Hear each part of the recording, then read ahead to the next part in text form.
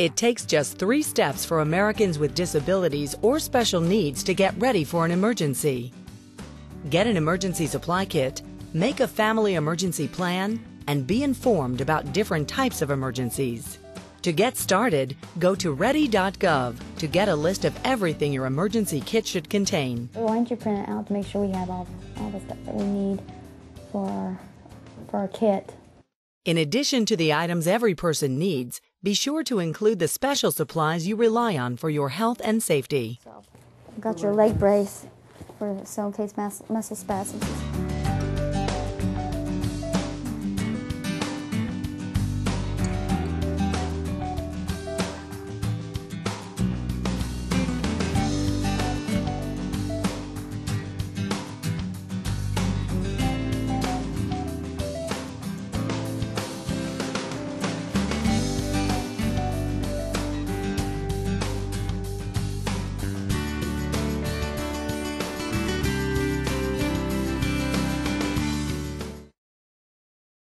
Okay, let's go down the checklist here. We need stuff for at least 3 days, maybe more. Once you've got everything together, put all items in a container or duffel bag that you can take with you if you need to leave home in an emergency. How about if we keep that in your personal duffel bag? Because that will go in your van.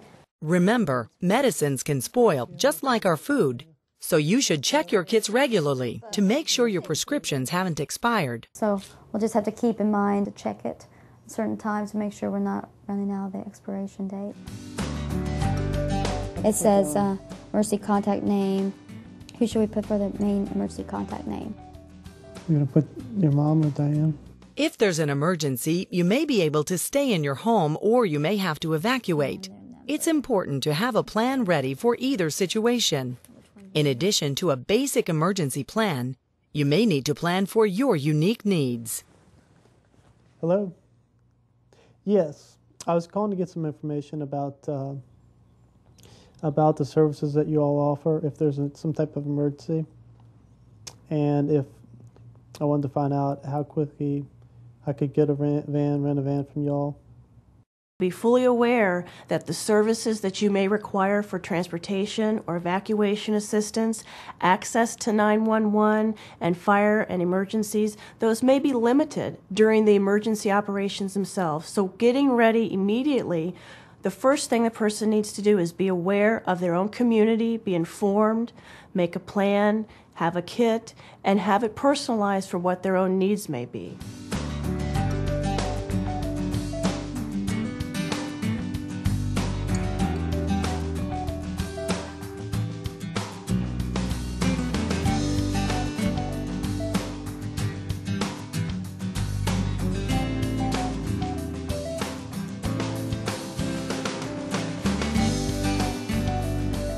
Also, we probably need to write down the company that usually works on your van.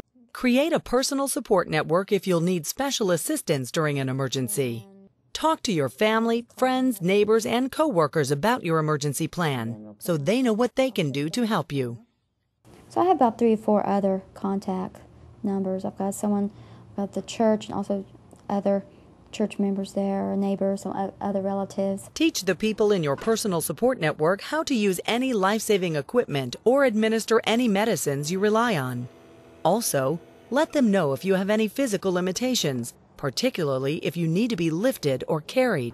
The foot pedals still work on the van, even though it has hand controls. So they can still drive it just regularly. Here's the state information. So let's click on Virginia. Ready.gov and links to local information will help you learn about the types of emergencies that could affect your area.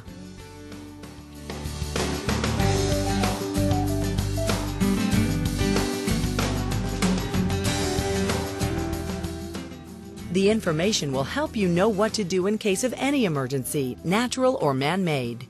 Be prepared to adapt the information to your personal circumstances. You'll find everything you need to prepare yourself and your family for an emergency at ready.gov. It's as simple as 1, 2, 3.